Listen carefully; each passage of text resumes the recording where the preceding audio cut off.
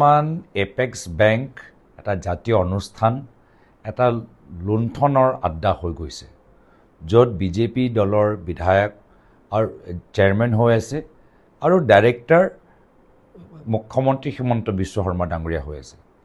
তো আজি যে পৰিস্থিতি, তাৰ বাবে দুয়োজন ব্যক্তি আজি দায়িত্ব ল'ব লাগিব আৰু সেইকাৰণে আমি বাৰম্বাৰ তদন্ত বিচাৰোঁতে তেওঁলোকে যথেষ্ট অসুবিধা পাই আছে।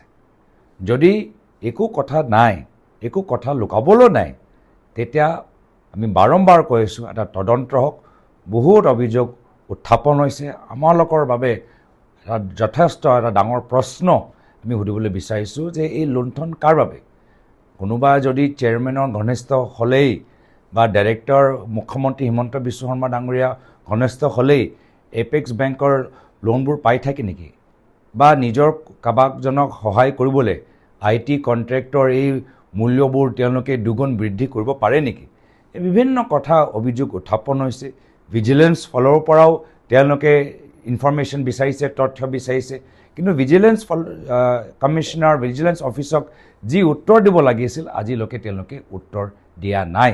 আৰু সেইকাৰণে মই ভাবিছোঁ যে মুখ্যমন্ত্ৰী আৰু বৰ্তমানৰ বিজেপি চৰকাৰ এই বিষয়ৰ পৰা পলাবলৈ বিচাৰি আছে। যেতিয়া তেওঁ ক'লে যে অসমখনক তেওঁ উন্নয়নৰ ক্ষেত্ৰত ভাৰতৰ শীৰ্ষ 5টা ৰাজ্যৰ মাজত লৈ যাব, আমি সকলোৱে স্বাগতম জনাইছিলোঁ।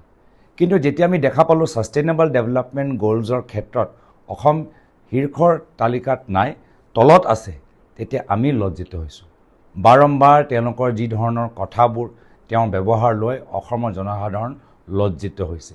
তেওঁ যেতিয়া ভাৰতৰ গড়ৰপতি মুখ্যমন্ত্ৰী তালিকাৰ ভিতৰত সোমাই গ'ল, তেতিয়া আমি লজ্জিত হৈছোঁ। তো লজ্জা হ'ব পাৰে তেওঁ এইবাৰ অনুভৱ কৰিছে, কিন্তু তেওঁ এই কাৰ্যকালত সমগ্ৰ অসমবাসী ৰাইজে লজ্জিত হৈছে।